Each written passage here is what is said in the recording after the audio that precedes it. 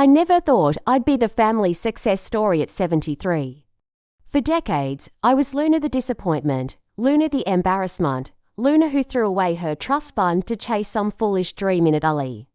I was the sister who came home empty-handed, the mother who failed her daughter, the black sheep who lived in a rundown cottage by the sea. My family wrote me off long ago, crossing the street to avoid me at the grocery store, forgetting to invite me to weddings and funerals. They whispered about my choices with the same tone they'd use for discussing a terminal illness. But sometimes life has the most delicious sense of irony. Sometimes the discarded becomes the desired, and the dismissed becomes the one holding all the cards. What happens when the family disgrace suddenly becomes the family's only hope? Before we jump back in, tell us where you're tuning in from, and if this story touches you, make sure you're subscribed because tomorrow I've saved something extra special for you. The cottage still smelled like Aunt Minerva's lavender sachets, even 3 years after I'd inherited it. Every morning, I'd wake to the sound of waves crashing against the rocky shore below, and for a moment, I'd forget the weight of my 73 years. Port Westridge wasn't much a forgotten corner of the Maine coast, where tourists rarely ventured, but it had become my sanctuary in ways I never expected when I first arrived here. Broken and bruised from a lifetime of poor decisions, my daily routine had settled into a comfortable rhythm. Coffee first, always in the chip blue mug that Minerva had claimed was her lucky cup. I'd inherited her superstitions along with her furniture, it seemed. Then I'd shuffle to the easel I'd set up by the large bay window, where morning light poured in like a blessing. The paintings weren't masterpieces, I'd long since abandoned those delusions, but they were mine, honest and uncompromising in ways I'd never allowed myself to be during my marriage or my desperate years in Florence. Clara knocked at precisely 8:15, the way she had every morning for the past year. My neighbour had become my closest friend, perhaps my only friend, if I was being honest. She was 2 years younger, but infinitely wiser about the art of living simply. A retired nurse from Boston, she'd moved to Port Westridge for the same reason. I had to escape the judgment and expectations of people who thought they knew better. Morning, Luna, she called through the screen door, already letting herself in. Clara never waited for invitations. Thought I'd bring you some of those cranberry scones you like. I set down my brush and turned to greet her. Clara's silver hair was pulled back in its usual practical bun, and she wore the kind of sensible cardigan that my sister Beatrice would have dismissed as common. But Clara's eyes held a warmth that bees never had, even in our childhood. "You spoil me," I said. Accepting the paper bag, the scones were still warm. "Someone should," Clara replied, settling into the worn armchair that had been Minerva's favourite reading spot. Any word from the fancy gallery man, Felix Morano, had been calling every few days since he'd somehow tracked down my phone number. 2 weeks ago, an art dealer from Manhattan, he claimed to have seen one of my old paintings online and wanted to discuss opportunities. I'd been hanging up on him, convinced it was some elaborate scam. Who discovers a forgotten artist through Instagram? After all, he left another message yesterday, I admitted. Something about a retrospective. I deleted it. Clara shook her head. Luna Verdit, you are the most stubborn woman I've ever met. What if he's legitimate? What if he's not? I countered. I'm too old to be fooled by smooth-talking men with grand promises. I learned that lesson in Italy. The mention of Italy brought back memories I usually kept locked away. Marco with his musician's hands and his poet's lies. The tiny apartment in Florence where we'd lived on love and stolen wine. The slow realization that passion doesn't pay rent, and that dreams without foundation crumble like day-old bread. I'd been 32 when I'd run away with him, abandoning my trust fund and my family's approval for what I'd thought was true love. I'd been 54 when I'd finally admitted defeat and returned to America with nothing but a suitcase full of unfinished paintings and a heart full of regret. This is different, Clara insisted. The man found your work online. One of those young people posted a picture of an old painting they'd found in their grandmother's attic. It went viral, Luna, thousands of shares, people wanting to know who painted it. I laughed, but it came out bitter, viral at my age. What a world we live in. Don't dismiss it, Clara said seriously. You've been hiding your light under a bushel for too long. Maybe it's time to let it shine. After Clara left, I found myself staring at the canvases stacked against the far wall of the cottage. Most were studies of the sea in different moods: angry greys during storms, gentle blues on calm mornings, purple-black at twilight. I'd painted them for myself, never intending anyone else to see them. Art had become my private language, the way I processed the loneliness and the regret. But there were older paintings too, from my Italy years. Portraits of Marco playing saxophone in smoky jazz clubs. Street scenes from Florence, all golden light and ancient stones. A self-portrait from 1975, when I still believed in the romance of being a starving artist. I kept them hidden, ashamed of the naive hope they represented. My phone rang again at noon. Felix Morano, persistent as a salesman. This time, instead of hanging up, I answered. Double quotes Ms. Verdit. His voice was younger than I'd expected, energetic. Thank you for taking my call. I know this must seem strange, but I really do represent the Meridian Gallery in Soho. We specialize in rediscovered artists, and one of your paintings has created quite a stir online. Which painting? I asked, despite myself. It's a jazz club scene, signed L. Verdit, dated 1976. A woman found it in her late grandmother's effects and posted it on social media. The response has been extraordinary. People are calling it haunting. Evocative. There's something about the way you captured the musician's hands that's resonating with viewers. My heart stopped. I knew exactly which painting he meant. Marco. At the Blue Note in Florence, his fingers curved around his saxophone like a lover's caress. I'd painted it during our first year together, when I still believed our love could conquer anything.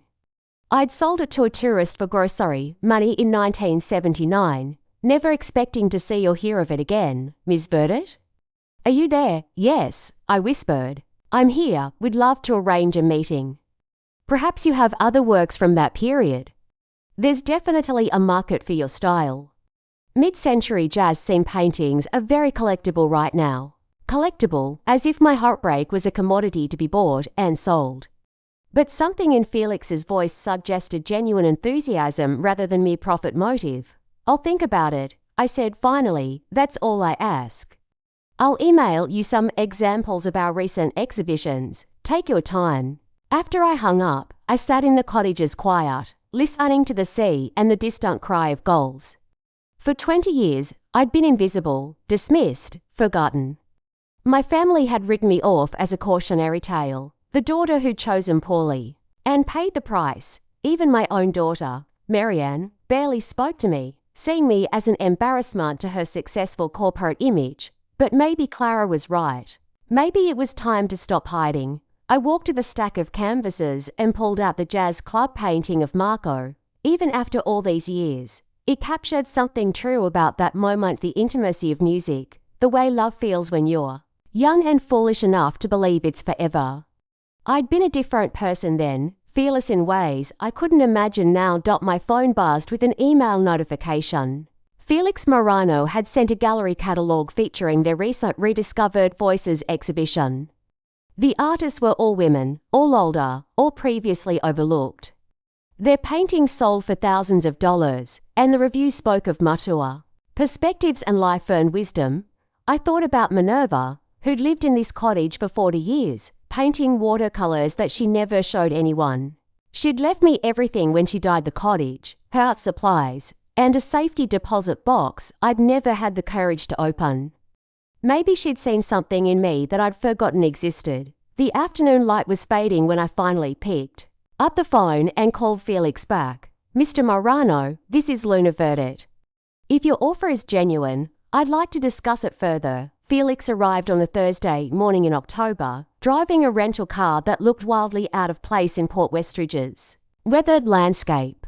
I watched from my window as he pulled up to the cottage, a slight man in his early 40s wearing a perfectly tailored coat and carrying a leather portfolio that probably cost more than my monthly grocery budget. Clara had insisted on being present for the meeting, for moral support, she'd said, though I suspected she was more curious than protective. We'd spent the previous evening making the cottage as presentable as possible, which mostly involved hiding the stack of unopened bills on the kitchen counter and brewing a pot of decent coffee. Ms. Verdit, Felix said when I opened the door, extending a manicured hand. It's such an honor to meet you. Your work has captivated so many people. Up close, he had kind eyes behind expensive glasses and an enthusiasm that seemed genuine rather than calculated. I led him into the main room, where I'd arranged several of my Italy paintings on easels, feeling like a nervous teenager displaying her art for the first time. My God, he breathed, moving slowly from canvas to canvas. These are extraordinary. The brushwork, the emotional depth. How long since these were painted? 40 years, give or take, I said, trying to keep my voice steady. I haven't shown them to anyone since I returned from Europe. Felix stopped in front of a painting I'd titled Evening in Trastevere, though I'd never written the name anywhere. It showed a narrow Roman street at twilight, warm light spilling from windows and doorways, figures moving like shadows through pools of golden illumination.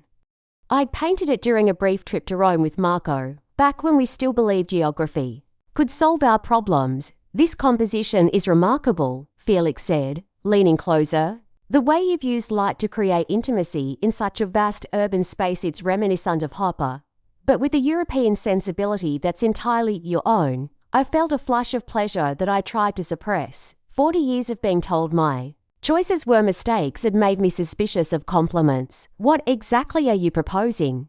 Clara asked, ever practical. Felix set down his portfolio and pulled out a folder of documents. I'd like to arrange a retrospective exhibition of Luna's work, both the Italy period pieces and any contemporary work she's willing to share. Based on the online response to that one painting, I believe there's significant interest. We're looking at a 3-month exhibition starting in February, with the possibility of a travelling show if the response is strong. And financially, I found myself asking, hating how mercenary it sounded. For an exhibition of this caliber, we typically split sales 60-40 in the artist's favour.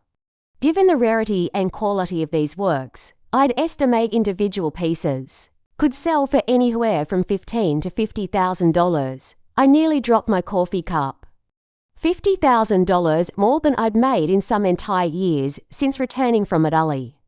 More than enough to fix the cottage's leaking roof and maybe even buy a decent car to replace my ancient Honda. There's also interest from a publisher, Felix continued. Art books featuring rediscovered female artists are quite popular right now. A coffee table book of your work could easily bring in a 6-figure advance. 6 figures? I stared at him, wondering if this was some elaborate hallucination brought on by too much solitude and sea air. I need time to think, I said finally. Of course. But Luna May, I call you Luna. I want you to understand something. This isn't charity or a novelty act. Your work has genuine power. The emotional honesty in these paintings is something that can't be manufactured or taught. You've lived a life, and it shows in every brushstroke. After Felix left, promising to send contracts for my review, Clara and I sat in the cottage's sudden quiet. The easels still displayed my paintings, but they looked different now, not like private indulgences, but like actual art that people might want to own. So, Clara said finally, how does it feel to be potentially rich and famous? Terrifying, I admitted. What if he's wrong? What if people lose interest once the novelty wears off?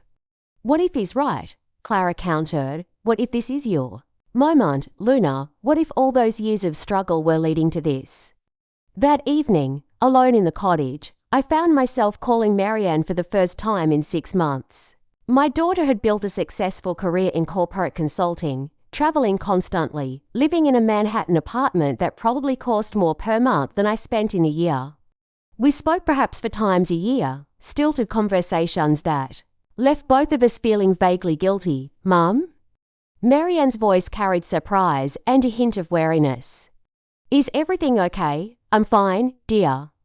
I wanted to tell you about something that's happened. I explained about Felix and the gallery exhibition, trying to downplay my excitement, but unable to keep it entirely out of my voice. There was a long pause when I finished. That's wonderful, Mum, Marianne said finally, though she sounded more confused than congratulatory. Are you sure this man is legitimate? It sounds almost too good to be true. Clara, help me. Research the gallery. It's real and well regarded. Another pause. I just don't want you to get your hopes up, you know? The art world can be brutal, and at your age or at my age, what? The words came out sharper than I'd intended. I just meant that starting over at 73 is challenging. I worrying about you getting disappointed. There it was, the assumption that had coloured every conversation we'd had for 20 years. Marianne saw me as fragile, unreliable, someone who needed protection from her own poor judgment. It wasn't entirely unfair, given my track record, but it stung nonetheless. I managed to survive 20 years in Europe and rebuild a life here, I said quietly. I think I can handle an art exhibition. Of course, I'm sorry. I'm just being protective. But protective felt a lot like dismissive. And after we hung up, I found myself angry in a way I hadn't been in years. Angry at Marianne's lack of faith. Angry at my family's decades of condescension. Angry at myself for caring what they thought. The next morning brought an email from my sister Beatrice, the first direct communication we'd had in over a year. Bea had clearly heard about the gallery exhibition through Port Westridge's efficient gossip network. Luna, the email began with characteristic formality. I heard some interesting news about your artwork. Perhaps we could arrange a visit soon to catch up properly. I stared at the message, reading between its careful lines. Bea had ignored me for years, treating me like an embarrassing family secret. Now, suddenly, she wanted to catch up. The timing was hardly coincidental. My phone rang again, a number I didn't recognize. Aunt Luna, the voice was young, male, carefully casual.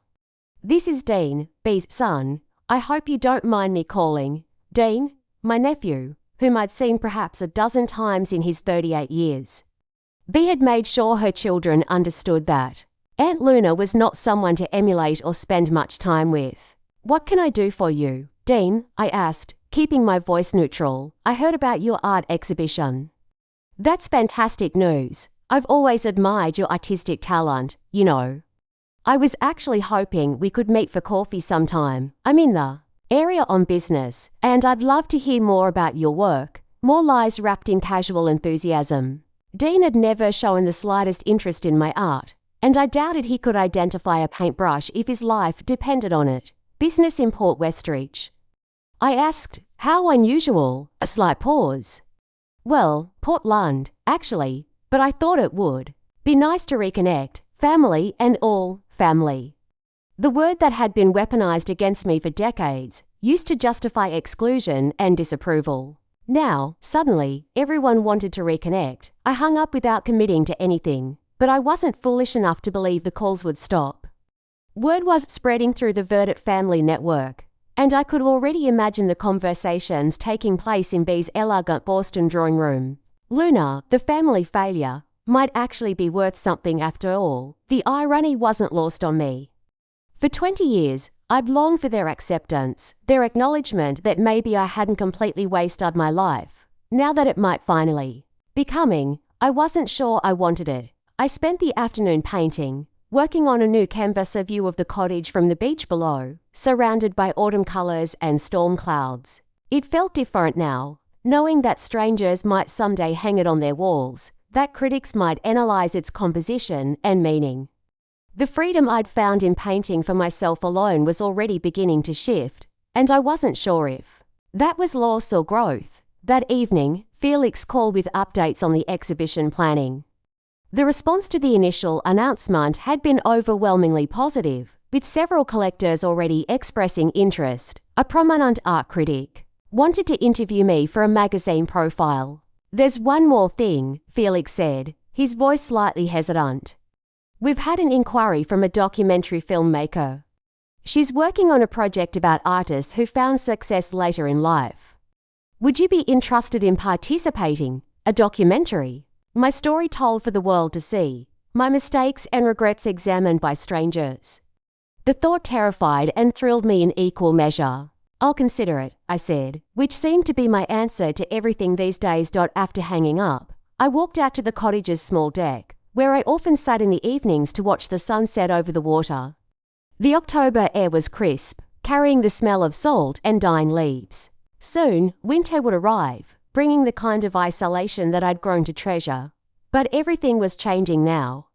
The quiet life I'd built in Port Westridge, the comfortable routine of painting and solitude, was about to be disrupted in ways I couldn't predict. The girl who'd run away to Italy 40 years ago had believed in grand gestures and dramatic transformations. The woman I'd become had learned to value peace and privacy. Now I was being asked to choose between them again. The bank statement arrived on a Tuesday morning in November, and I stared at the numbers for a full 5 minutes before I believed them. $375,000.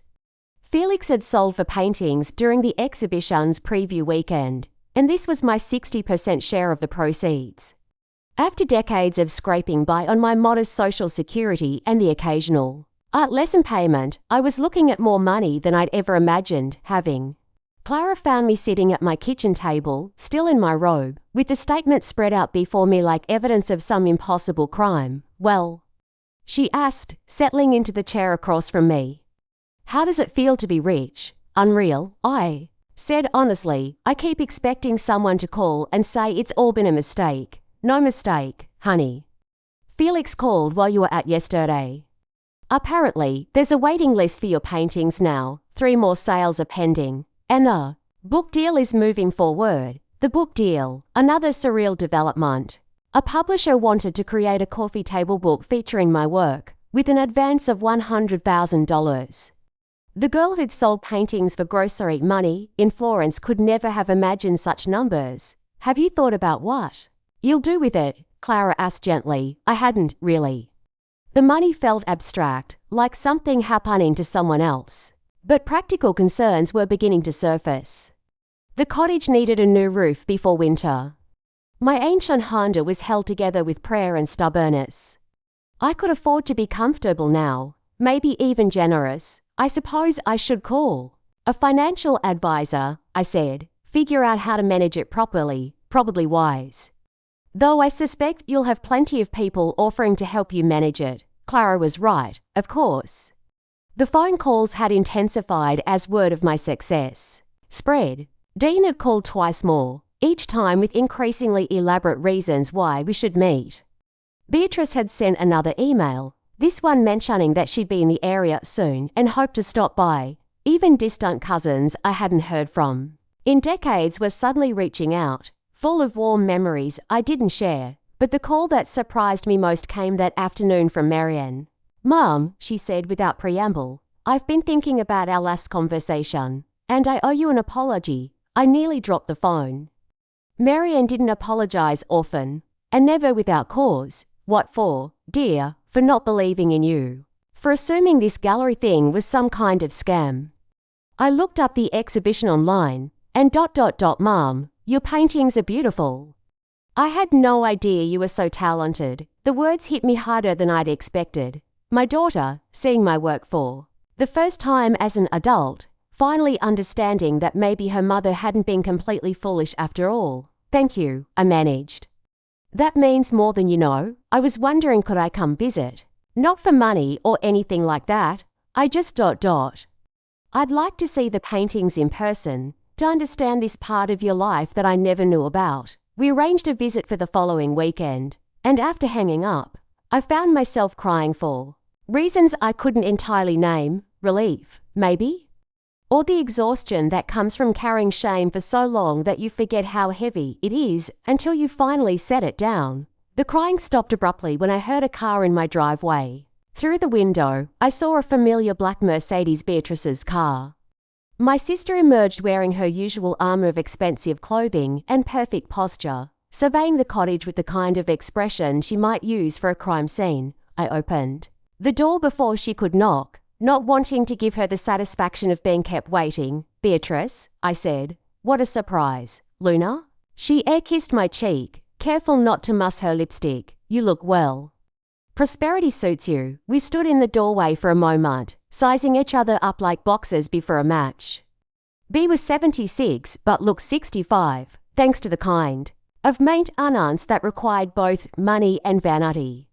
Her silver hair was perfectly styled. Her wool coat probably cost more than my entire wardrobe. "May I come in?" she asked, though she was already stepping past me into the cottage. I watched her take in the space the mismatched furniture, the easels by the window, the general bohemian chaos that had horrified her since we were children. Her expression remained carefully neutral, but I could see her cataloguing everything for future judgment. Coffee, I offer, falling back on the habits of hospitality our mother had drilled into us decades ago. That would be lovely. I busied myself with the coffee maker, grateful for something to do with my hands.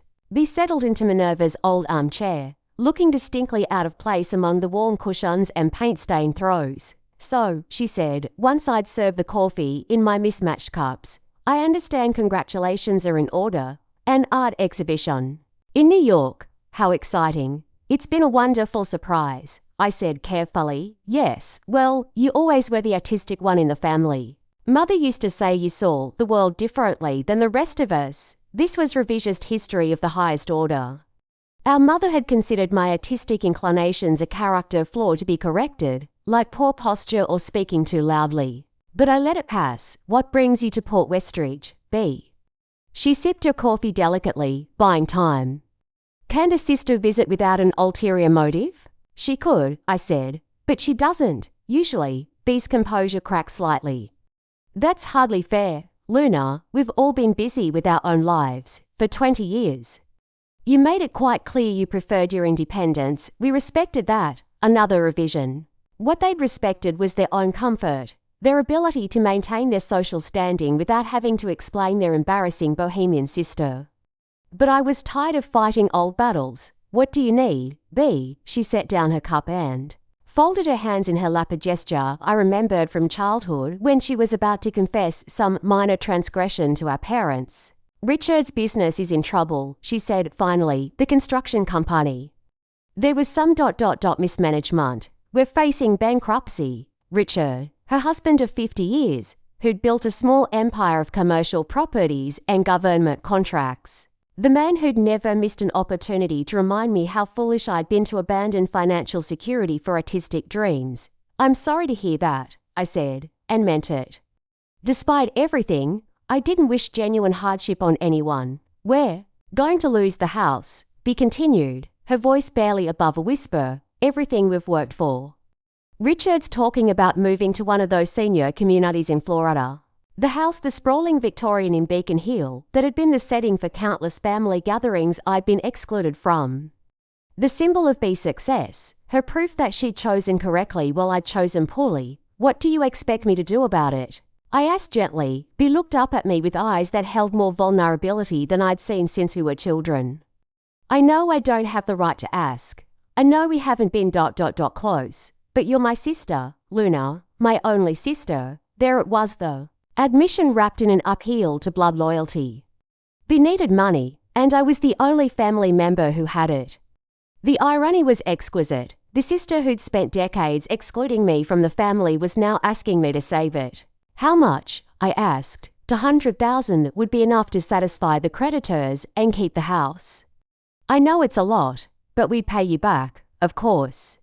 With interest, $200,000, more than half of what I'd just received. But not enough to bankrupt me. I could afford to help her, if I chose to. The question was whether I should. I need time to think about it, I said. Of course. Bea rose to leave, her composure fully restored. I know, this is awkward, asking for help after everything. But family is family, don't you think? After she left, I sat in the cottage's sudden quiet, trying to process what had just happened. The sister who'd written me off as a failure was now dependent on my generosity. The family that had excluded me from their world was now asking me to save it. The temptation to say no was overwhelming. To let them experience the kind of financial insecurity I'd lived with for decades. To finally have the power to reject them the way they'd rejected me. But revenge had never been my nature, even when I'd had good reason for it. And beneath my anger at Bea's presumption, I felt something else, a kind of weary sadness for all the years we'd wasted being strangers to each other. My phone rang again. Dean this time, his voice bright with forced casualness. Aunt Luna. I was hoping you'd had a chance to think about getting together. I'm actually in Portland this weekend, and I'd love to take you to dinner. That's thoughtful, Dean, but I'm having a quiet weekend. Oh, come on. When's the last time you treated yourself to a nice meal? I know this great place right on the water. My treat. Of course. Of course. Because Dean, who'd inherited his mother's sense of entitlement without her strategic patience, assumed that expensive dinners were what impressed people. He had no idea that I'd spent years living on bread and cheese, that luxury restaurants held no magic for someone who'd learned to find pleasure in simple things. Perhaps another time, I said. Well, if you change your mind, just call. I'm really excited to catch up with you, to hear about your success story. It's so inspiring, you know, proving that it's never too late to make it. As if my life before the gallery exhibition had been failure, and only money and recognition could transform it into success. Dean had no understanding that I'd already made it in the ways that mattered. I'd survived my mistakes, forgiven myself for my failures, and found peace in a life that was authentically mine. But I was beginning to understand that for my family, authenticity was less important than achievement. They could only value what the world valued, and the world had finally decided my paintings were worth something. That evening, I walked down to the beach below the cottage, something I did when I needed to think. The November air was sharp, and the sea was restless under a grey sky. I'd walked this beach countless times over the past 3 years, finding solace in its constancy, tide in, tide out, season after season. The sea didn't care about my success or failure, it just was. Standing there on the sand, I realized that the money was just the beginning. My family's sudden interest in me wasn't really about reconciliation or love, it was about access to resources. They needed something from me, and they were willing to perform affection to get it. The question was what I needed from them. For 20 years, I'd told myself I was better off without their approval, their inclusion in the complicated dynamics of family life. I'd built a peaceful existence based on self-reliance and simple pleasures, but I'd be lying if I said I hadn't missed them, hadn't wondered what it would be like to be welcomed back into the fold. The girl who'd run away to Italy had been seeking more than love, she'd been seeking a place where she belonged. Maybe this was my chance to create that place, but on my own terms this time. The tide was coming in, erasing the footprints I'd left in the sand. Soon, there would be no evidence that I'd ever walked here at all, but I would remember, and sometimes. That was enough. The family photos sat on my kitchen table like evidence of a crime I couldn't quite remember committing. Marianne had brought it with her during her weekend visit, pulling it from her purse with the reverence usually reserved for religious artifacts. I found this when I was cleaning out some old storage boxes, she'd said.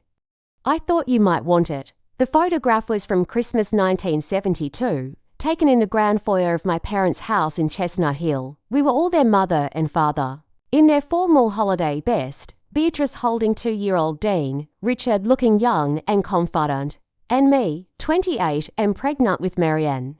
Still believing that family was something you could count on forever, I'd been studying it for 3 days now, trying to reconcile the hopeful young woman in the picture with the choices she would make. In the photo, I looked happy, settled, content, to be part of this carefully orchestrated tableau of prosperity and tradition. Just 2 years later, I'd be gone, chasing my jazz musician to Italy and leaving this world behind like a snake shedding its skin. You were so young, Clara observed, settling into her usual chair with her morning coffee. She'd become fascinated by my family drama, treating it like a particularly compelling soap opera. And so confident, you can see it in your posture, she was right. The pregnant Luna in the photograph stood straight and unguarded, one hand resting protectively on her belly, the other linked through my then-husband James's arm. I thought I knew exactly what my life would look like: suburban house, dutiful wife, devoted mother. The American dream packaged in cashmere and pearls. Confidence is easy when you don't know what's coming, I said. My phone buzzed with another text from Dean. He'd been persistent since our failed coffee invitation, sending cheerful messages about family history and shared memories that existed only in his imagination. Today's message included a photo of him standing outside what looked like an expensive restaurant in Portland, with the caption, "Thinking of you, Aunt Luna. Hope you're well." I deleted it without responding, just as I'd done with the dozen others. Dean's desperation was becoming more obvious by the day, his attempts at casual connection increasingly transparent. whatever financial trouble he was. In and I was certain there was financial trouble it was making him sloppy. Beatrice, by contrast, had maintained a dignified silence since her visit, letting her request hang in the air like a sword of Damocles. She understood the value of strategic patience, of allowing someone time to convince themselves that generosity was their own idea rather than someone else's necessity. But it was Marianne's visit that had truly unsettled me. She'd arrived Friday evening with flowers and wine, nervous as a teenager meeting her boyfriend's parents for the first time. We'd spent the weekend walking the beach, looking at my paintings, and talking carefully around the 20 years of distance between us. "I never understood why you left," she'd said during one of our long walks. "When I was growing up, everyone said you'd chosen Marco over me, that you'd abandoned your family for some romantic fantasy. Is that what you believe?" I'd asked. I didn't know what to believe. All I knew was that my mother wasn't there when I needed her. The accusation hung between us like fog off the ocean, impossible to navigate around. Because she was right, in the most fundamental way. I had chosen poorly, had prioritized my own needs over my daughter's stability. No amount of artistic success could change that basic fact. I was 28 years old and completely lost, I'd said, finally. I thought I was following my heart, but really I was just running away from a life that felt like a cage. "But what about me? I was your daughter. You were. And I failed you in ways I'm still learning to understand." It wasn't the conversation either of us had wanted to have, but it was the one we needed. Marianne had left Sunday morning with promises to call more often and a tentative plan to attend my gallery opening in February. The reconciliation felt fragile, built on honesty rather than sentiment, but it was real in a way our previous interactions had never been. Now, sitting with the family photo, I found myself thinking about patterns.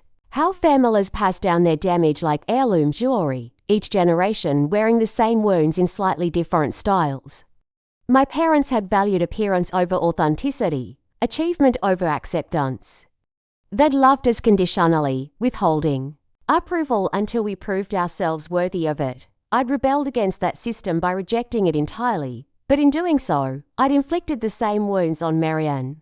She'd grown up feeling abandoned, unworthy of her mother's attention, just as I'd grown up feeling inadequate despite my family's material advantages. And now Beatrice was passing the pattern down to Dean, who'd inherited our family's sense of entitlement without the work ethic to support it. His fumbling attempts at manipulation suggested someone who'd never learned to earn what he wanted, only to expect it. The irony wasn't lost on me that my family's dysfunction had probably made me a better artist. The outsider's perspective, the emotional honesty born from pain, the willingness to see beauty in broken things, these were the qualities that Felix and the gallery critics praised in my work.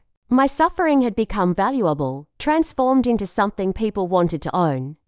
Telling and preparing this story took us a lot of time, so if you are enjoying it, subscribe to our channel. It means a lot to us. Now back to the story. My morning painting session was interrupted by a knock at the door. Through the window, I saw a red pickup truck I didn't recognize and a woman in work clothes carrying what looked like a toolbox, Ms. Verdit. She was young, maybe 30, with calloused hands and an easy smile. "I'm Sarah Chen from Coastal Roofing. Your neighbor Clara asked me to stop by and take a look at your roof situation, Clara, and her practical interventions." I'd mentioned the leak in my bedroom ceiling once, and she'd apparently taken it upon herself to solve the problem.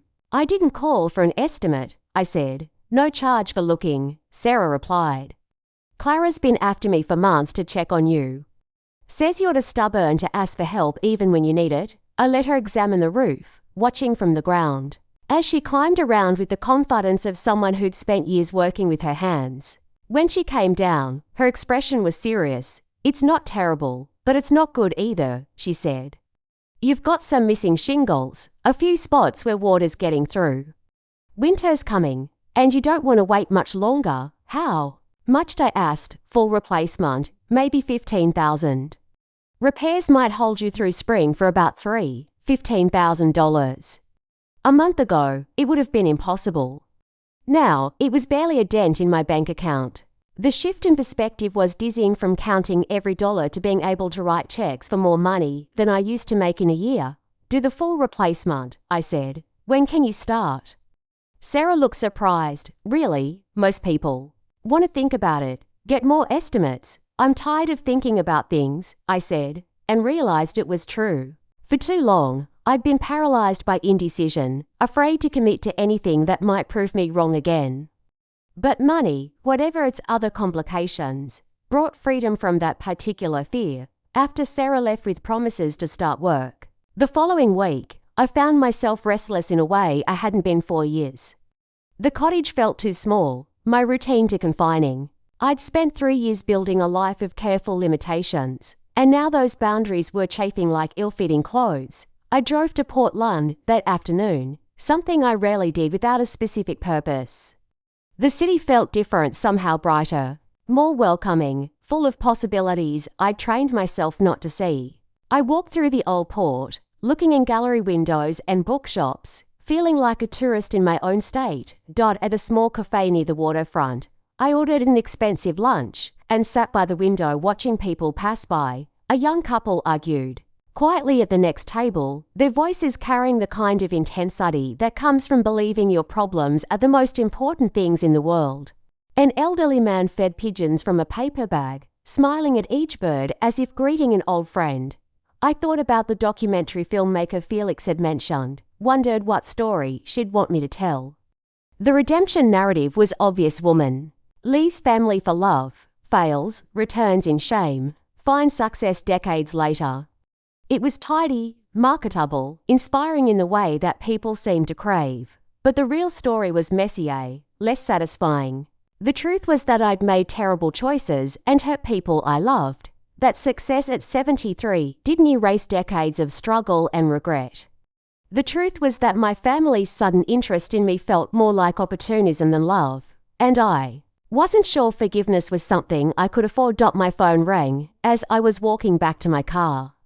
Beatrice, finally breaking her strategic silence. Luna, I hope I'm not interrupting anything important. Just enjoying a day in the city, I said. How lovely. I was wondering if you'd given any thought to our conversation last week. Our conversation, such a delicate way to phrase it.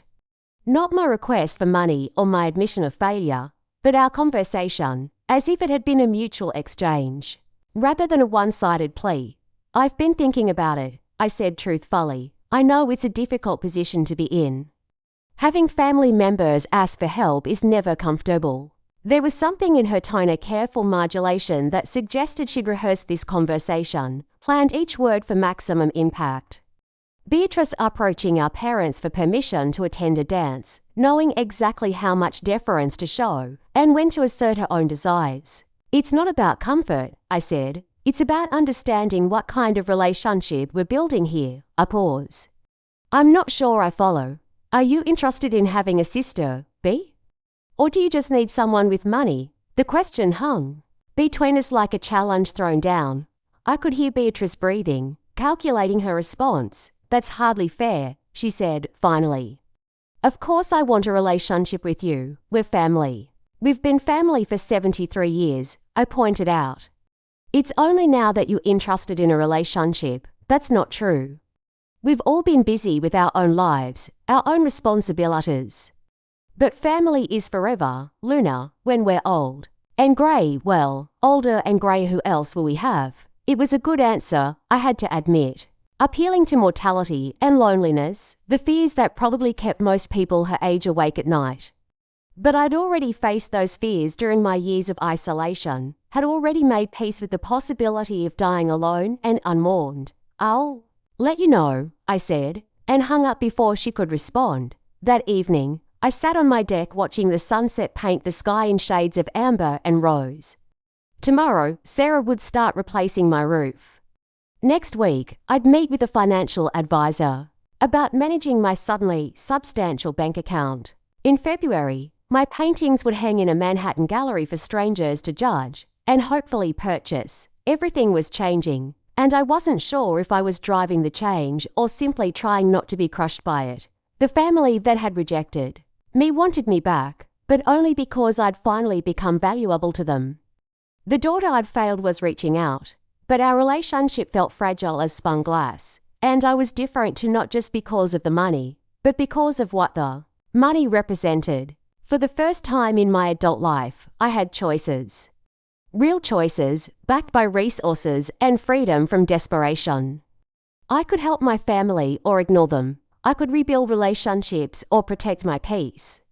I could be generous or selfish, forgiving, or bitter. The question was who I wanted to be with this unexpected second chance at life. The girl in the 1970 photograph had believed in family loyalty and unconditional love. The woman I'd become knew better. But maybe that knowledge was worth something too. The letter arrived on a Tuesday morning in December, written in Marian's careful handwriting on cream-coloured stationery that suggested she'd thought seriously about its composition. I almost didn't open it. We'd spoken twice since her visit, stilted phone conversations that felt like diplomatic negotiations.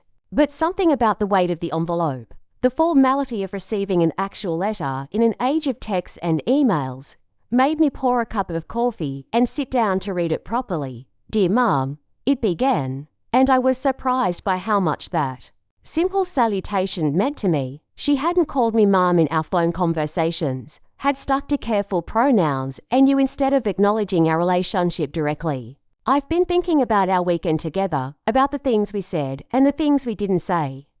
I want you to know that seeing your paintings, understanding your talent, has changed something for me. I spent so many years thinking you'd chosen art over me, but I'm starting to understand that maybe you were trying to choose yourself. I set the letter down for a moment, feeling something shift in my chest. Marianne had always been intelligent, but this showed a kind of emotional sophistication I hadn't expected from her.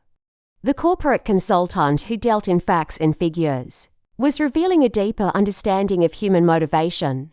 I need to tell you something that I've never told anyone.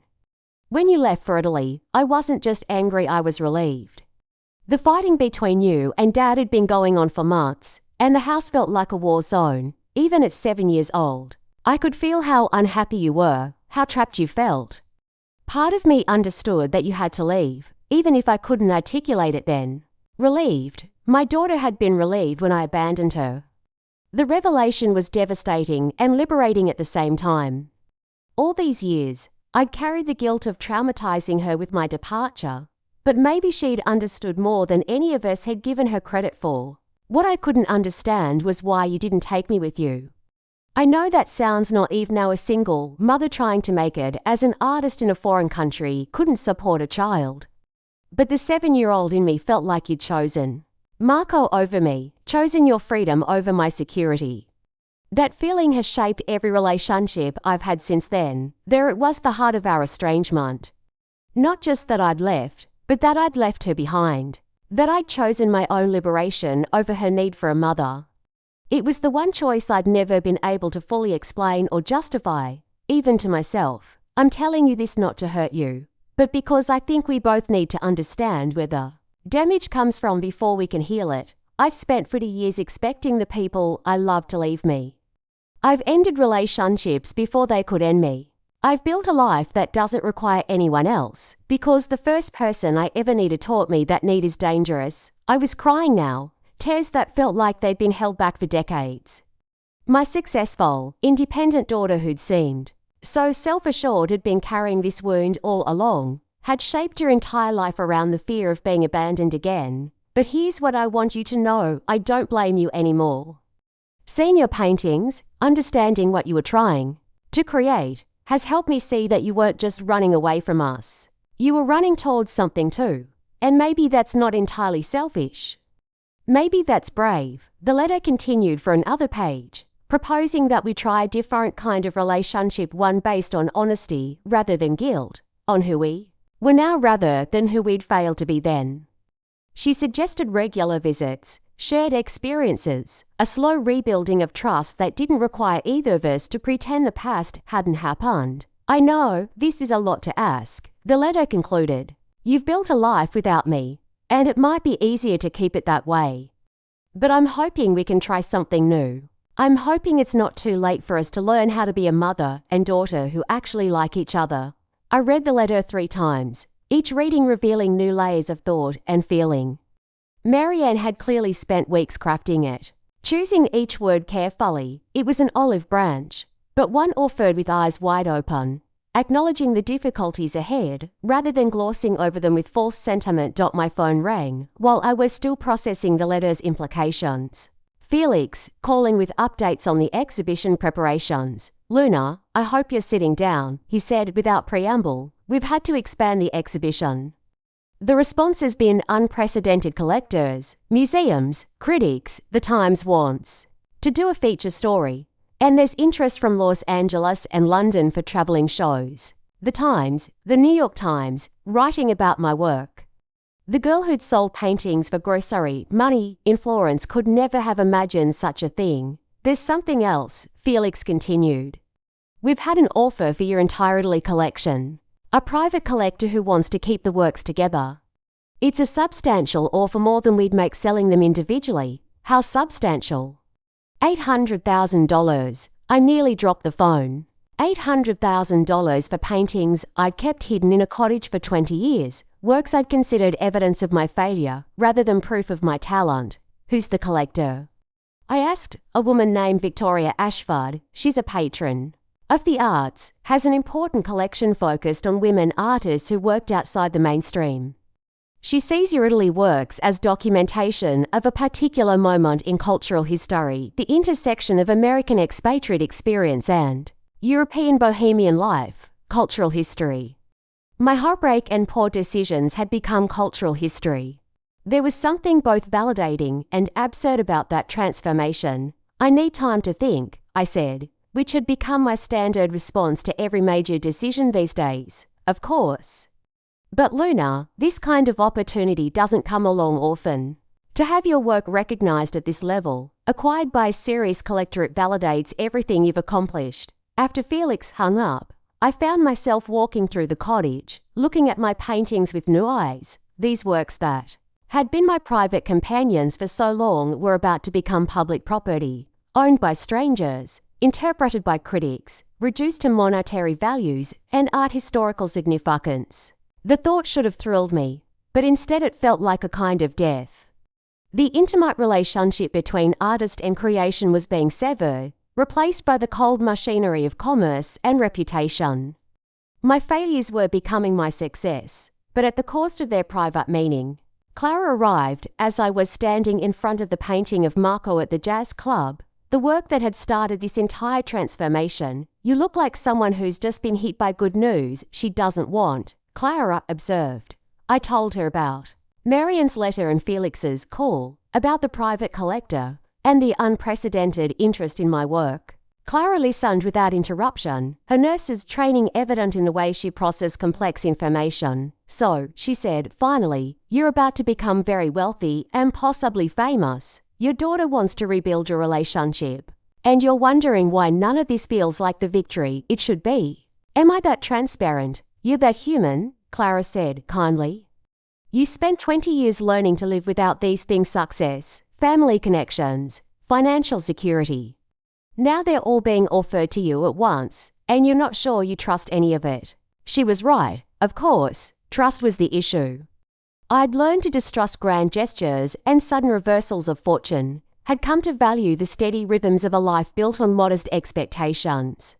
Now I was being asked to believe in a completely different reality, and belief had never come easily to me. "What do you think I should do?" I asked.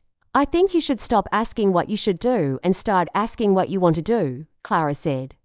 "You've spent too many years making decisions based on other people's expectations or your own guilt. What does Luna Verdit actually want?" The question hung in the air like a challenge. What did I want? Not what I thought I should want, or what would make other people happy, but what I actually desired for whatever years I had left. That evening, I called Marianne. She answered on the first ring, as if she'd been waiting for my response to her letter. "I read your letter," I said without preamble. It was honest and thoughtful and braver than I probably deserved. "I meant every word," she said quietly. "I want to try," I said, "to build something new between us. But I need you to understand that I don't know how to be the mother you needed when you were 7. I'm not sure I know how to be the mother you need now. I don't need you to be perfect," Marianne said. I just need you to be present, to not disappear again. I can do present, I said. I think I've finally learned how to stay in one place. We talked for an hour, making tentative plans for Christmas, discussing the possibility of her attending the gallery opening in February. It felt different from our previous conversations, more real, less careful. Like we were finally talking to each other instead of around each other. After we hung up, I poured a glass of wine and sat on my deck despite the December cold. The stars were visible tonight, sharp points of light in the clear sky. Somewhere among them, my parents and Aunt Minerva were probably having a good laugh at the cosmic joke of my late life success. The next morning, I called Felix and accepted the collector's offer for my Italy paintings. Then I called Beatrice and agreed to meet her for lunch in Portland the following week. Finally, I called the documentary filmmaker whose card Felix had given me and agreed to a preliminary interview. If I was going to step back into the world, I might as well do it completely. The cottage had been my sanctuary, but maybe it was time to stop hiding and start living again. The girl who'd run away to Italy had been brave in her own reckless way. Maybe the woman I'd become could learn something from her after all. Aunt Minerva's safety deposit box sat unopened on my kitchen table for 3 days before I finally worked up the courage to examine its contents. The bank manager had handed it over with the reverence usually reserved for archaeological artifacts, reminding me that Minerva had specified in her will that I should receive it only when Luna is ready to understand. Ready to understand what? She hadn't said, but I suspected I was about to find out. Inside the metal box, beneath a layer of tissue paper that smelled faintly of her signature lavender perfume, I found a leather-bound journal dating from 1950 to 2018, the year she died. Minerva's handwriting covered every page in dark blue ink, a meticulous record of thoughts and observations spanning 6 decades. The early entries were what I expected: a young woman's musings about art and literature, complaints about family expectations, dreams of travel and independence. But as I read deeper, a different picture emerged. Minerva hadn't been the eccentric spinster our family had always portrayed her as. She'd been a deliberate rebel, someone who'd chosen her path with clear-eyed determination. The family will never understand that marriage isn't the only form of success. She'd written in 1954, "They see my refusal to settle down as failure, but I see it as freedom. I would rather live authentically alone than perform happiness for an audience." The words hit me like a physical blow. Minerva had been fighting the same battles I thought were unique to my generation, had faced the same pressure to conform that had driven me to Italy decades later. But where I had run away, she had stayed and carved out her own space within the family structure. I flipped through years of entries, watching Minerva's evolution from rebellious young woman to self-possessed artist. She'd never stopped painting, never stopped questioning the assumptions that governed our family's world. And she'd been watching me. Luna called today. Read an entry from 1998. She sounds tired, worn down by years of struggle. I wish I could tell her that the family's disappointment in her choices says more about them than about her. She followed her heart to it, Ali. And even though it led to heartbreak, there's honor in that kind of courage. The journal was full of observations about our family, not cruel, but unflinchingly honest. She'd seen through Beatrice's performance of perfect domesticity, had understood that my parents' emphasis on social standing masked their own insecurities. She'd watched our family's dysfunction with the detached clarity of an anthropologist studying a foreign culture. But it was the entries about me that made me cry. Year after year, Minerva had tracked my struggles from afar, had celebrated my small victories and mourned my setbacks. She'd never contacted me directly during those years, respecting my need for independence, but she'd been rooting for me all along. Luna has inherited more than she knows. Read an entry from 2015. Not just artistic talent, but the strength to survive being misunderstood by people who should love her unconditionally. She finds her way eventually. The strongest steel requires the hottest fire. Near the end of the journal, I found entries that made my hands shake as I read them. Minerva had been ill for months before she died, but she'd hidden it from the family, preferring to face death on her own terms rather than become an object of pity or obligation. "I'm leaving everything to Luna," she'd written just months before her death. Not because the others don't deserve it, but because she needs it more. And because she understands what it means to have a place that's truly yours, where you can be yourself without apology. The cottage hadn't just been her inheritance, it had been Minerva's final gift to a kindred spirit. Her way of providing the sanctuary she knew I'd need. But the journal's last entries contained something I hadn't expected: detailed documentation of our family's financial history. Minerva had been meticulous about tracking marriages, divorces, business dealings, and inheritances. She'd known about Richard's construction company's problems years before they became critical. She'd predicted Dean's financial troubles based on his spending patterns and career choices. She'd even foreseen Beatrice's eventual need for help. The family has always valued money over character, she'd written. They'll never understand Luna's worth until she has something they want. When that time comes, and it will come, I hope. She remembers that true power lies not in having what others need, but in choosing what to do with it. I closed the journal and sat in the cottage's quiet, feeling as if I'd been in conversation with Minerva's ghost.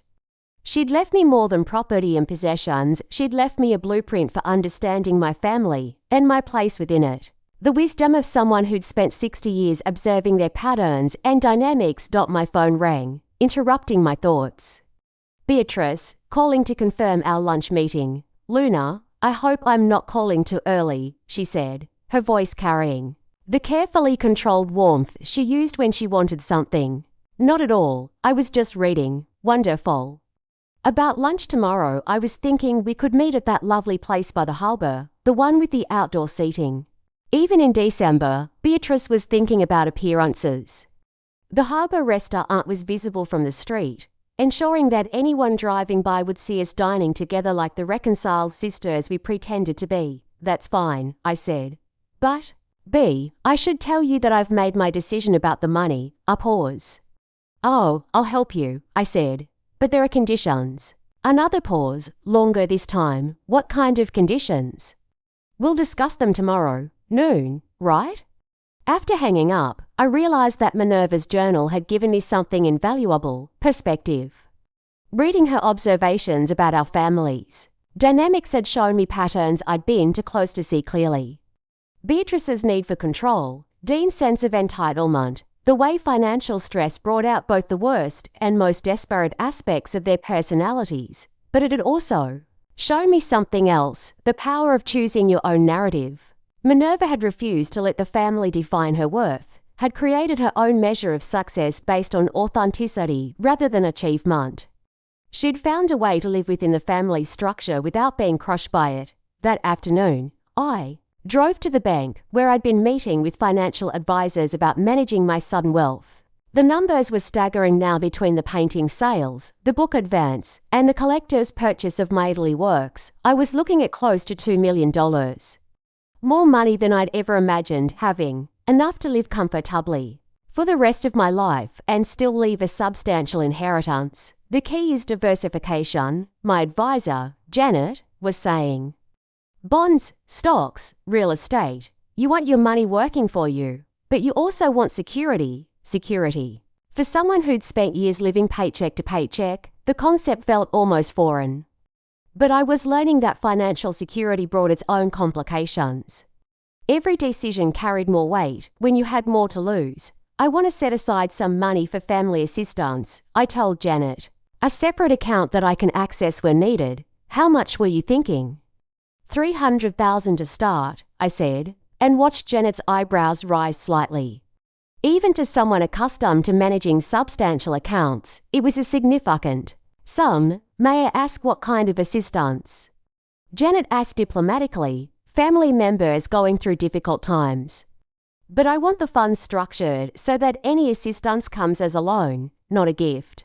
With clear terms and repayment schedules, Janet nodded approvingly. Wise approach. Keeps the family dynamics from getting too complicated. Too late for that, I thought. But I appreciated her discretion. That evening, I called Clara to tell her about Minerva's journal and my decision about helping Beatrice. So you're going to lend her the money? Clara asked. I'm going to offer to lend her the money, I corrected. Whether she accepts the terms is up to her. What terms? Full disclosure of their financial situation, a formal loan agreement with reasonable interest, And regular family dinners where we actually talk to each other instead of performing politeness, Clara laughed. You're going to make them work for it. I'm going to make them commit to it, I said. If they want my help, they need to accept that I'm not just a bank account with legs. I'm a sister who's been excluded from their lives for 20 years, and if they refuse, then they refuse.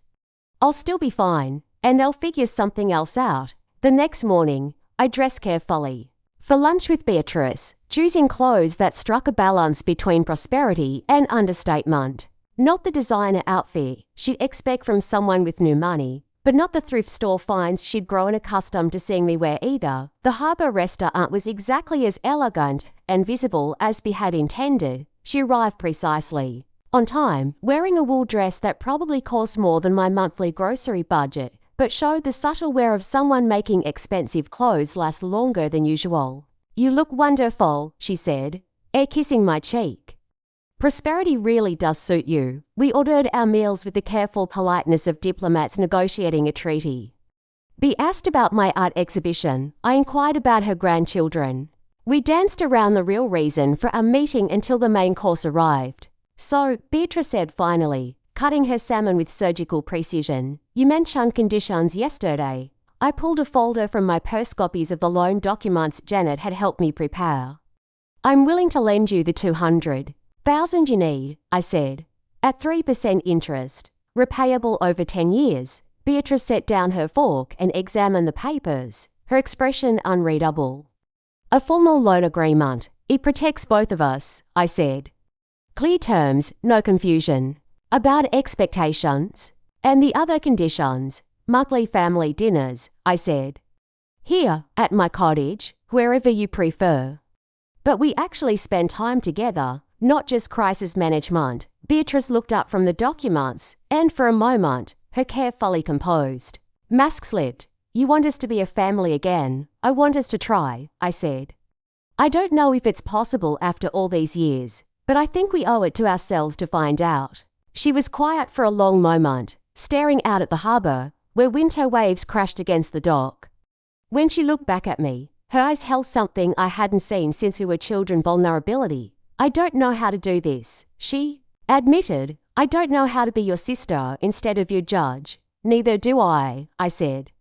But maybe that's where we start. The gallery opening felt like stepping into someone else's life. I stood in the corner of the Meridian Gallery, watching well-dressed strangers examine my paintings with the kind of serious attention usually reserved for museum pieces.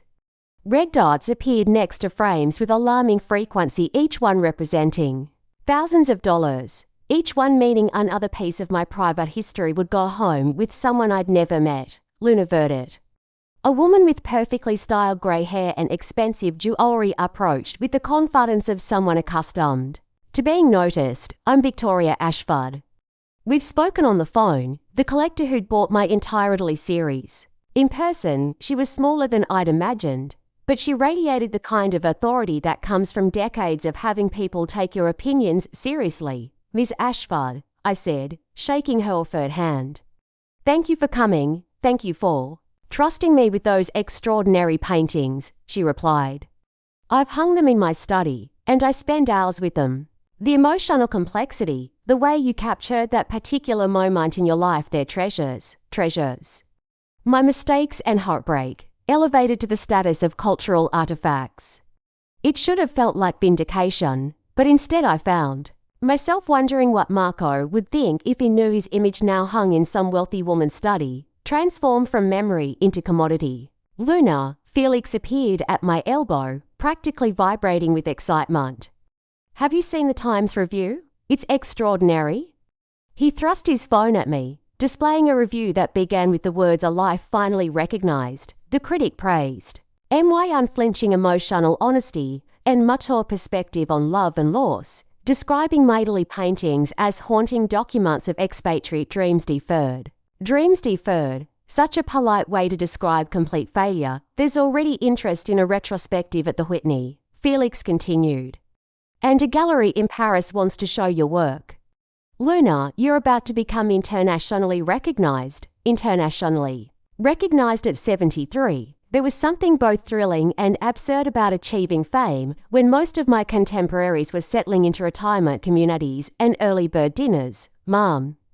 I turned to find Marianne standing behind me, elegant in a black dress I didn't recognize. She'd driven down from Boston for the opening, keeping her promise to support this new chapter of my life. You came, I said, feeling a rush of gratitude that surprised me with its intensity. I wouldn't miss it, she said, though I could see the overwhelming nature of the crowd making her uncomfortable. Marianne had inherited my tendency toward introversion, preferring small gatherings to public spectacles. What do you think? I asked, gesturing toward the walls where my life's work hung under perfect gallery lighting. I think I'm proud of you, she said simply. And I think I'm finally beginning to understand who my mother really is. Before I could respond, a familiar voice called my name from across the room. Dean, wearing a suit that looked expensive but slightly outdated, was making his way through the crowd with the determined smile of someone on a mission. Aunt Luna? He embraced me with theatrical warmth, loud enough to ensure nearby viewers could witness our family connection. This is incredible. I had no idea you were so talented. The lie was so obvious it was almost charming.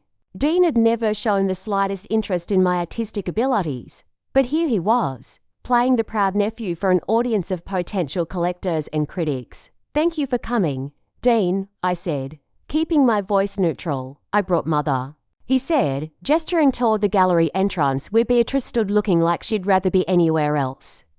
She's been so excited about your success. Another lie, but at least this one served a purpose. Bea had agreed to attend the opening. As part of our new family dynamic, though I could tell the crowd and attention made her deeply uncomfortable. I excused myself from Dean and made my way over to Beatrice, who was examining one of my recent cottage paintings with the expression of someone trying to understand a foreign language. Thank you for coming, I said, double quotes, it's single quotes s ... quite something. She replied carefully, all these people, so interested in your work, surprised. Bea looked at me with an expression I couldn't quite read. I always knew you were talented, Luna. I just never understood why talent had to come with so much ... drama. There it was, the fundamental difference between us. Bea valued stability and predictability, while I'd always been drawn to passion and risk. She saw my artistic journey as unnecessarily complicated, while I saw her conventional path as a kind of living death. Drama is often where the art comes from, I said. Yes, well, Bea said, smoothing her skirt in a gesture I remembered from childhood, perhaps, but it's nice to see you finally finding recognition for it, finally. As if my entire life before this moment had been prologue, waiting for outside validation to give it meaning, but I let it pass. Bea was trying, in her own limited way, and that was more than I'd had from her in 20 years. The evening continued in a blur of introductions and conversations. Art collectors asked about my influences and techniques. Critics wanted to know about my years in Italy and my decision to stop painting publicly. Young artists sought advice about pursuing unconventional paths. The key, I found myself telling an earnest woman in her 30s, is learning to paint for yourself first. The world will either catch up or it won't, but you have to make work. That's honest to your own experience. It was advice I wish someone had given me 40 years ago, though I probably wouldn't have listened. The young rarely do, too eager to prove themselves to the world to understand that the world's opinion is often irrelevant to the work itself. Near the end of the evening, as the crowd began to thin, I found myself standing alone in front of the painting that had started at Marco at the jazz club, his hands curved around his saxophone like a prayer. Someone had placed a red dot next to it while I wasn't looking. That one's special, isn't it? I turned to find an elderly man I didn't recognize, distinguished in the way that suggested old money and good breeding. It was painted during a very different time in my life, I said. I can see that. There's something about the way you captured the musician's hands, such tenderness, but also melancholy. Like you were painting love and loss simultaneously. He was more perceptive than most of the evening's viewers, who'd focused on technique and market value rather than emotional content.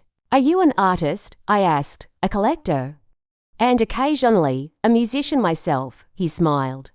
I played saxophone in my youth. Though never with the kind of passion your painting suggests, we stood in comfortable silence for a moment, two old people contemplating the mysteries of time and memory. "If you don't mind me asking," he said, "do you ever regret it? The path you took, the choices that led to paintings like this?" It was the question I'd been asking myself all evening, surrounded by evidence of my late life success. Did I regret? The years of struggle, the relationships damaged, the conventional happiness I'd never achieved. "I regret the people I hurt," I said finally. "But I don't regret following my heart, even when it led me astray. Those mistakes taught me things I needed to know about art. About myself." He nodded as if this made perfect sense. "The best art usually comes from the worst experiences, doesn't it? Happiness is lovely to live, but terrible to paint." After he left, I remained standing in front of Mako's portrait, thinking about the young woman who'd created it. She'd been so certain of her choices, so confident that love and art could conquer any practical consideration. She'd been wrong about almost everything, but she'd been brave in ways I'd forgotten how to be, ready to go. Marion appeared at my side, looking as exhausted as I felt. "More than ready," I said, as we gathered our coats. Felix rushed over with final sales figures and scheduling information for upcoming interviews. 17 paintings sold, more than enough to cover the gallery's expenses and provide a substantial profit for both of us. Museum curators wanted to meet with me, international. Galleries were expressing interest. "You should be celebrating," Felix said. "This is the kind of success most artists only dream of." He was right, but celebration felt premature. The evening had been a beginning, not an ending, and I wasn't sure what I was beginning. Marianne drove me back to my hotel, and we sat in the car for a moment before saying goodnight. "How do you feel?" she asked. "Like I've been given someone else's life by mistake," I said honestly. "Good mistake or bad mistake?" "I'm not sure yet. Ask me in a year," she laughed. "Mom, can I tell you something? Tonight, watching you talk too. All those people about your art, you looked like yourself for the first time since I've known you." "What do you mean?" "You weren't apologizing for your choices or explaining why you'd failed. You were just confident, like you finally believed. You deserved to be there." I thought about that as I rode the elevator to my room. Maybe Marion was right. Maybe for the first time in my adult life, I'd stopped seeing myself through other people's disappointed eyes and started trusting my own perspective. The girl who'd run away to Italy had been looking for external validation from Marco, from the art world, from anyone who would tell her she was special. The woman I'd become in the cottage had learned to find validation internally, to measure success by piece rather than achievement. Tonight, those two selves had finally met in the same room, and maybe that was worth celebrating after all. 6 months after the gallery opening, I was sitting on my new deck, properly weatherproof thanks to Sarah's excellent roof work, watching the morning sun paint the Atlantic in shades of gold and turquoise. The cottage looked different now, updated, but not transformed. I'd resisted the urge to gut renovate, preferring to honor Minerva's memory while making the space more comfortable for whatever years I had left. The money had settled into my life like sediment in calm water, no longer the shocking disruption it had been initially. I'd learned to live with abundance the way I'd once learned to live with scarcity, as a fact to be managed, rather than an identity to be claimed. The girl who'd sold paintings for grocery money in Florence would always be part of me, keeping me honest about what actually mattered. Clara knocked at 8:15 as always, though she carried her coffee in a proper thermal mug now instead of a cheap ceramic cup. Some prosperity had rubbed off on both of us. "Morning, Luna," she called, letting herself in with the ease of true friendship, ready for the big day. Today marked the opening of my second exhibition, this one featuring entirely new work paintings I'd created over the past 6 months as my life transformed around me. Felix had been skeptical about showing such recent pieces, worried that the market might see them as rushed attempts to capitalize on my sudden fame. But these paintings were different from my early works, looser and more confident, painted by someone who'd finally stopped caring what anyone else thought. "As ready as I'll ever be," I said, though I felt more nervous about this exhibition than the first. The Italy paintings had been historical artifacts, protected by decades of distance. These new works were immediate, vulnerable, painted with the knowledge that people were watching. "Any word from Marianne?" Clara asked, settling into her chair. "She'd be here this afternoon." Flying up from New York after her morning meetings, my relationship with my daughter had evolved slowly over the past months, built on regular phone calls and monthly visits rather than grand gestures of reconciliation. We'd learned to talk to each other as adults, sharing the complicated realities of our separate lives instead of dancing around old wounds. It wasn't the relationship either of us had imagined, but it was real in ways our previous interactions had never been. "And the rest of the family, Beatrice is driving up with Richard. Dean will meet them there." The family dynamics had shifted in ways I was still learning to navigate. Beatrice had accepted my loan with the kind of grudging gratitude that suggested she'd rather have had any other option. But she'd honored our agreement about monthly dinners, and slowly, carefully, we'd begun to remember how to be sisters instead of strangers. Dean remained a more complicated case. His financial problems had indeed been substantial gambling debts and failed investments that had left him essentially bankrupt. I'd offered him a smaller loan with stricter terms, which he'd initially rejected as insufficient. Only when his options dwindled to bankruptcy or my help had he swallowed his pride enough to accept. "The loan papers are signed?" Clara asked. "All of them. Proper legal documents, clear repayment schedules, everything above board." I'd learned from Minerva's journal about the importance of maintaining boundaries, even with family, especially with family. My phone buzzed with a text from Felix. "Gallery looking beautiful. Early reviews are strong. Can't wait for you to see everything in place." This exhibition was smaller than the first, featuring only 12 paintings, but hung in the gallery's most prestigious room. The works traced my journey from isolation to recognition, ending with a self-portrait I'd painted just last month. Not the sad, defeated woman I'd been for so many years, but not the naive girl who'd run away to Italy either. Someone new, someone I was still learning to be. "Have you decided about the documentary?" Clara asked. The filmmaker had been persistent, and her proposal had evolved beyond a simple redemption story. She wanted to explore questions of aging and authenticity, the challenge of remaining true to yourself while adapting to changing circumstances. It was a more complex narrative than the typical late-life success story, and that complexity appealed to me. "I think so," I said. "But I want editorial control over how my family is portrayed. This is my story to tell." "Good for you. You've learned to set boundaries." Boundaries, such a simple concept that had taken me decades to understand. The cottage itself had been my first real boundary, a physical space that belonged entirely to me. The money had provided others the ability to say no, to choose relationships rather than accept whatever was offered, to help my family without sacrificing my peace. That afternoon, I dressed carefully for the gallery opening, choosing clothes that reflected who I'd become rather than who people expected me to be. Not the bohemian artist or the respectable matron, but something uniquely mine, elegant without being formal, artistic without being affected. Marianne arrived as I was finishing my preparations, carrying flowers and wearing the kind of smile that suggested genuine excitement rather than dutiful attendance. "Mom," she said, embracing me with warmth that still surprised me with its naturalness. "I can't wait to see the new paintings. Some of them are about you," I warned.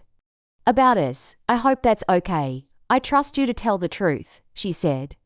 Even when it's complicated, the gallery was smaller and more intimate than the first exhibition, filled with people who seemed more interested in the art than the spectacle.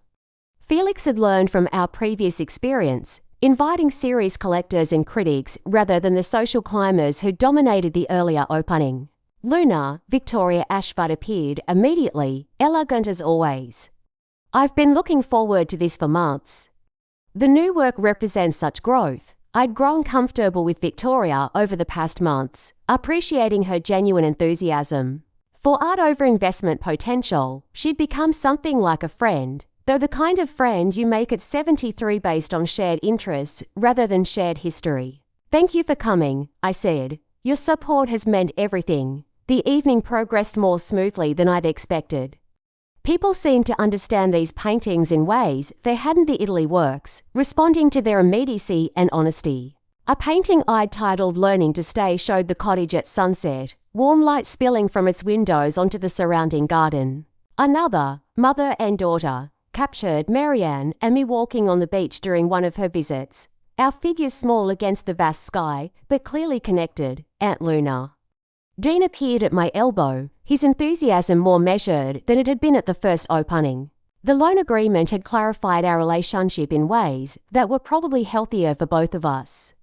These new paintings are remarkable, much more hopeful than the Italy ones. He was right, though I wasn't sure he understood why. The Italy paintings had been painted by someone running away from disappointment. These were painted by someone who'd learned to stay in one place long enough to build something worth staying for. Thank you, Dean. I'm glad you could make it. Wouldn't miss it. Family has to support family, right? There was still calculation in his voice, but also something that might have been genuine affection. The loan had established clear boundaries between us, but within those boundaries, we were learning to have a real relationship. Beatrice and Richard arrived fashionably late, both looking more relaxed than I'd seen them in years. The loan had lifted an enormous weight from their shoulders, and while we still struggled with the role reversal it represented, she was adapting with more grace than I'd expected. Luna, Richard said, shaking my hand with something approaching warmth. Congratulations. This is quite an achievement. For Richard, a man who measured everything in terms of business success, artistic recognition was finally something he could understand and respect. It had taken 70 years, but my brother-in-law was beginning to see me as something other than Beatrice's embarrassing sister. The paintings are lovely, Beatrice said, though she looked slightly overwhelmed by the crowd and attention. Double quotes very ... Peaceful, peace. It wasn't a word Bea had ever associated with me before, but it was accurate. The chaos and drama that had characterized my earlier life had given way to something quieter, but no less meaningful. Thank you for being here, I said, and meant it. Having my family present, even in their limited capacity, made the evening feel more complete. As the evening wound down, I found myself standing in front of the final painting in the exhibition, a view from my cottage window showing the sea in all its moods across the 4 seasons. I'd painted it as a meditation on time and change, on the way some things remain constant while others transform completely. That one's my favorite, Marianne said, joining me. It reminds me of you always changing, but somehow always yourself. It was the most perceptive thing anyone had said about my work, and it came from the person whose opinion mattered most. I've been thinking about the documentary, I said. About what story I want to tell, and I think I want to tell the truth. About the mistakes I made, the people I hurt, the long road back to something like wisdom, not because it's inspiring, but because it's real. That sounds like you, Marianne said, finally. Later that evening, after the gallery had emptied and the family had returned to their hotels and homes, I sat on my deck with a glass of wine and looked out at the sea.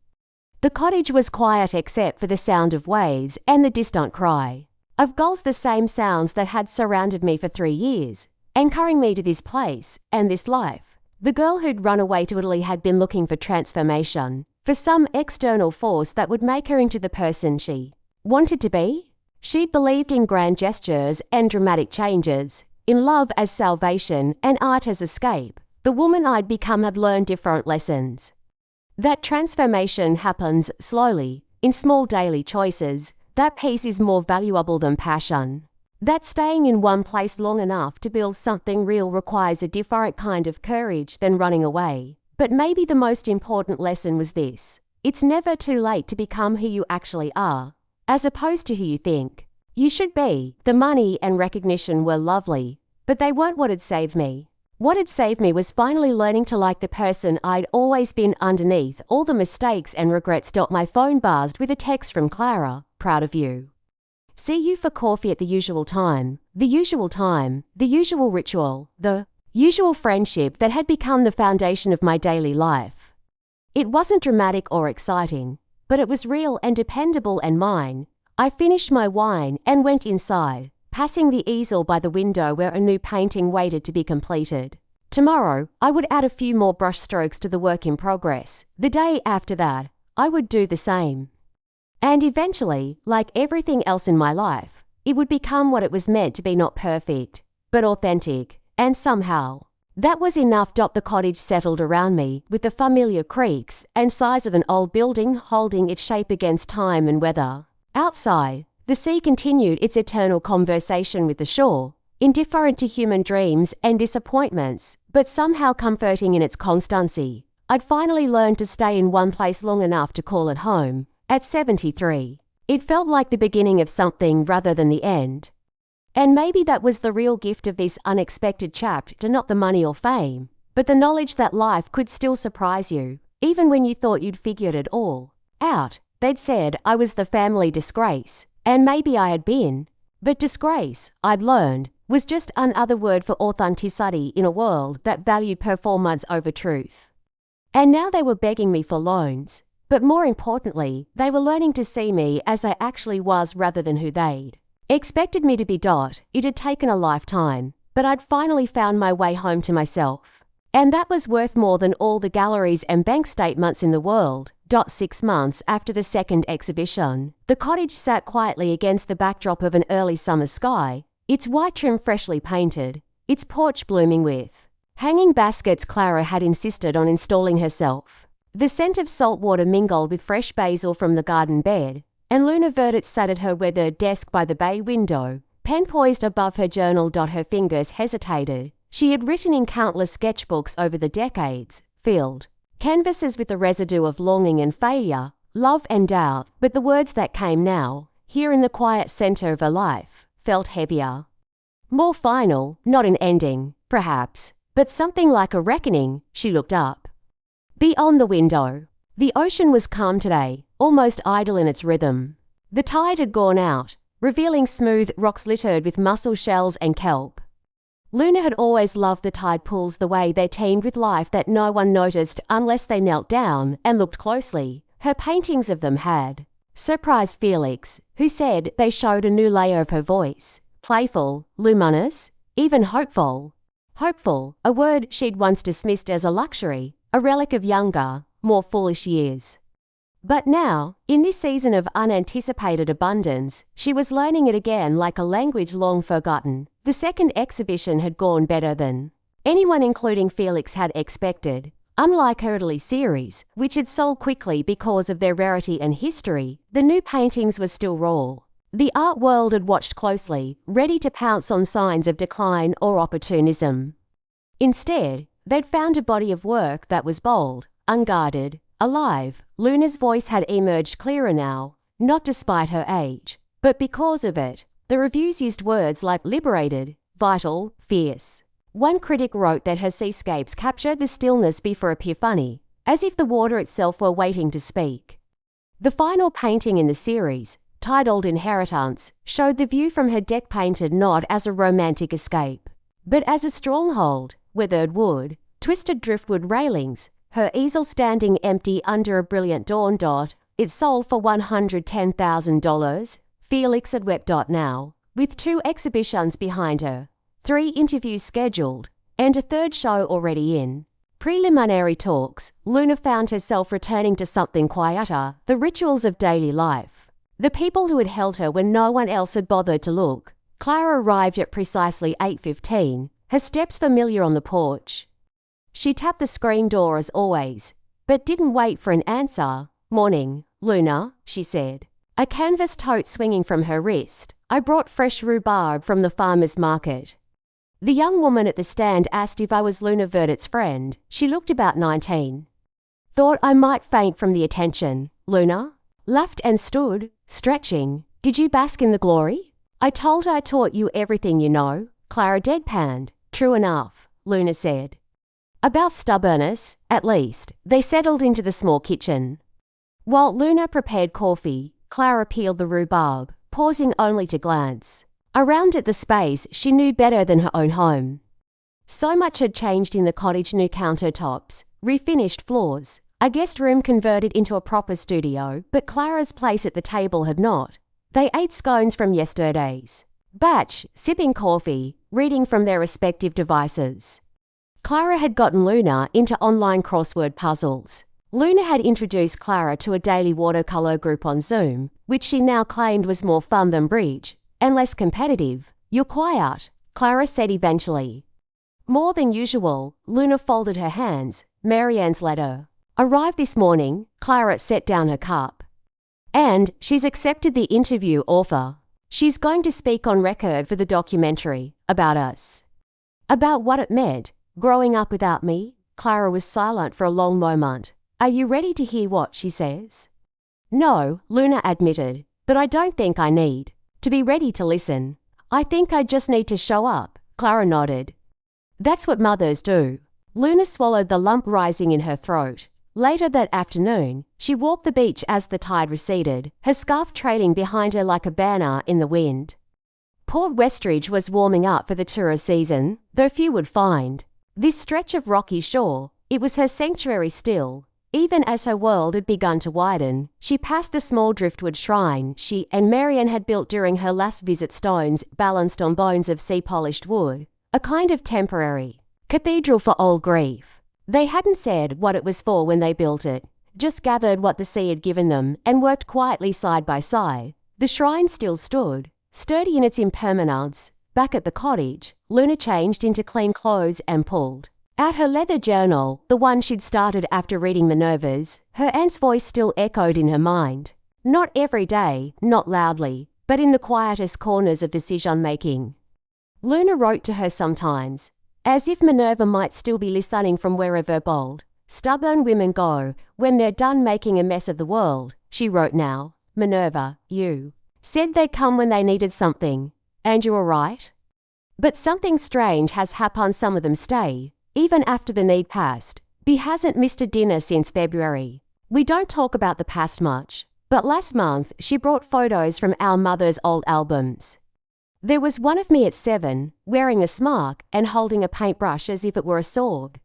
She said, you always knew who you were, even when the rest of us didn't. It's the closest she's ever come to an apology. Dean paid his second loan installment early. He looked embarrassed doing it, asked if I could recommend a therapist.